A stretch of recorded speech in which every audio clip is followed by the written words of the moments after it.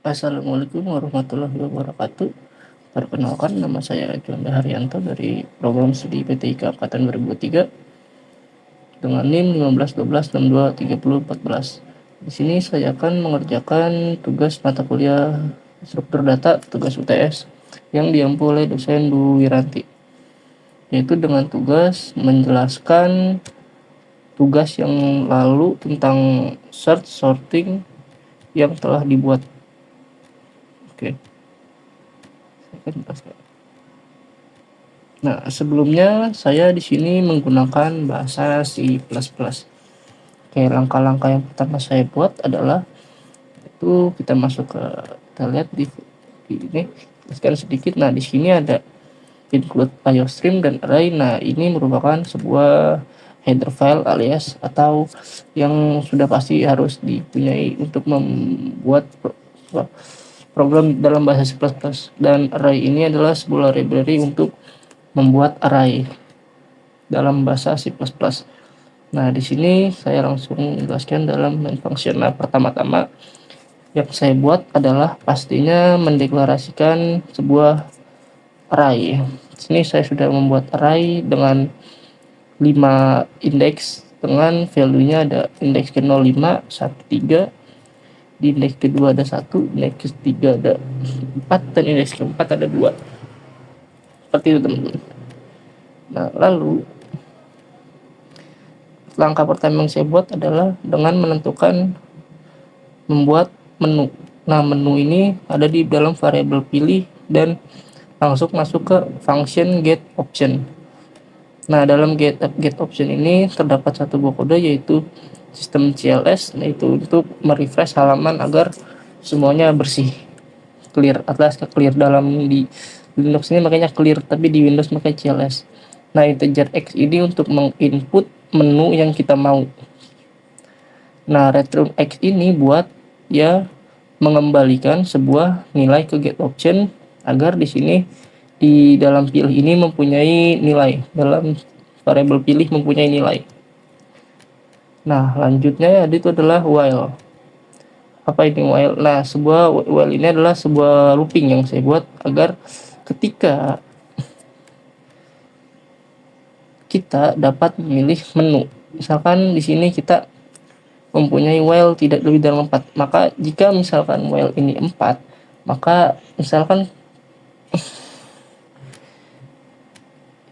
variabel pilih ini sama dengan kita pilih di sini 4, maka dia akan langsung keluar. Nah, di sini ada suatu kondisi, jika if pilih sama dengan 1, maka dia akan masuk ke sequential search. Jika else if sama dengan 2, sama dengan bubble sort, function bubble sort di sini dan sequential search. Dan jika dia pilih 3, maka program telah selesai atau terima kasih telah selesai. Sini ada menunya exit gitu. Jadi di sini misalkan kita if pilih sama dengan 1 adalah searching, dimana dia langsung masuk ke sequential search. Itu di sini. Nah, dalam sequential search saya tidak menggunakan array yang saya buat di sini, tapi saya membuat lagi di dalam sebuah function sequential search. Nah, dalam variabel cd ada variabel cd, ada variabel hc.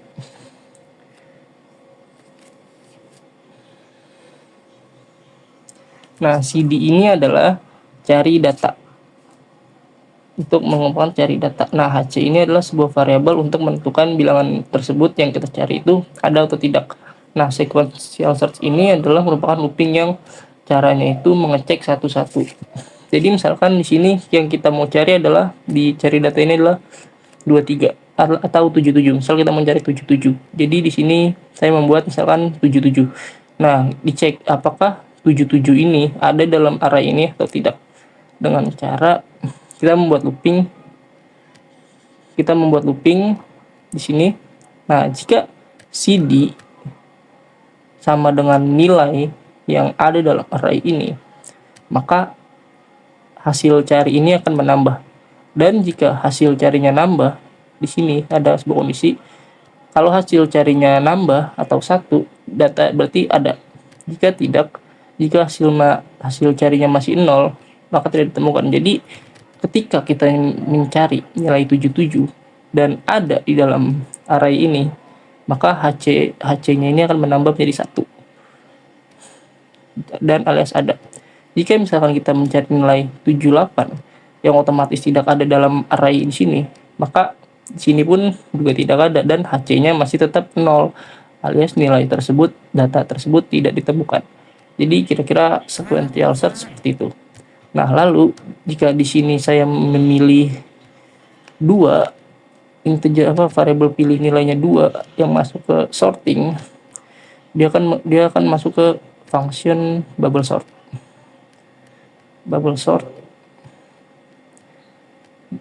Mana bubble sort? Nah, ini bubble sort. Kita close dulu sebentar biar nggak bingung.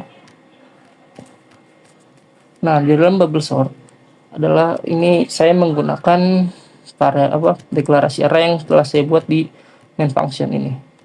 Nilai yang saya buat dalam main function. Nah, bubble sort itu merupakan sebuah algoritma yang gunakan mengecek satu-satu. Jika nilai indeks yang sebelah kiri lebih besar dari sebelah kanan, maka dia akan menukar. Jadi dia membandingkan dua buah nilai dulu sampai akhir gitu. Di sini, nah jadi kira-kiranya seperti ini.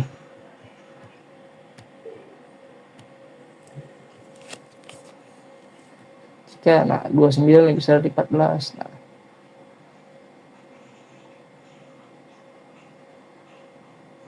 Nah, jadi kira-kira seperti itu. Saya. Jadi sini saya buat integer temp else temporary untuk menyimpan. Nah, di sini yang kita buat itu adalah pertama looping untuk melooping sebanyak data nilai yang indeks nilai yang kita punya. Lalu yang kedua adalah looping untuk membandingkan. Nah, pertama, jika nilai indeks pertama lebih besar dari indeks ke H plus 1 adalah 3, maka dia akan menukar nilai H ditukar dengan nilai 3 dan nilai indeks setelah H ini ditukar dengan sini. Nah, kenapa di sini kita menggunakan temp? Karena jika kita menggunakan 5 ditukar 3 dan 3 tukar 5, itu nanti ujung-ujungnya akan bentrok, nilainya akan jadi 55. Jadi di sini kita menggunakan temporary untuk menyimpan nilai 5 gitu, biar nggak bentrok nilainya, teman-teman. Nah, itu adalah algoritmanya dan di sini adalah berupa keluarannya, hasilnya, dan ini jumlah tahapannya, ada berapa tahapan menggunakan bubble sort. Nah, di sini juga, dan jika kita pilih 3 maka kan program telah selesai. Nah, lalu di sini ada yang namanya menu untuk lanjutkan atau tidak. Nah, jika di sini kita ingin setelah menggunakan program, jika ingin kita menggunakannya lagi, jika tidak apa-apa, dan ada option menu. Di sini kita akan menggunakan variabel string lanjut. Nah, di sini misalkan lanjut sama dengan y besar atau lanjut sama dengan y kecil, maka dia akan masuk ke menu lagi, balik ke menu pilih. Nah, ini pilih dan get option, dia langsung masuk ke menu sini lagi. Jika misalkan dia milih no, maka dia langsung keluar. Dan jika tidak ada y atau n ini, dia akan masuk mengeluarkan print cout input salah, masukkan yang benar, dan masuk ke goto. Nah, goto ini apa? Goto ini sebuah sintaks yang ada di C++. Nah, buat untuk kita mau masuk ke mana di situ. Nah, kita masuk ke label continue di mana ada di sini. Maka dia akan mengulang lagi dan suruh memasukkan input yang benar. Nah, jika dijalankan, program tersebut akan seperti ini.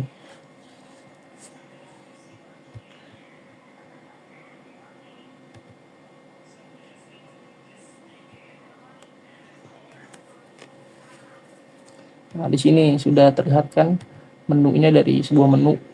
Jika pilih 1, nah di sini kita disuruh masukin nilai yang ada.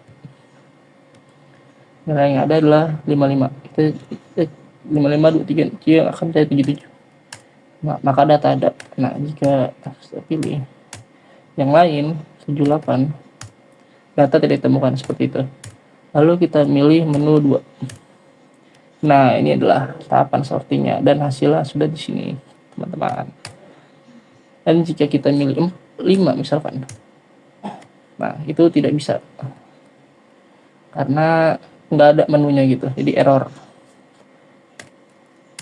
Milih 6 gitu pun sebaliknya. Nah, kalau di sini kita misalkan mencet K, nah itu input salah masukkan yang benar antara Y atau N.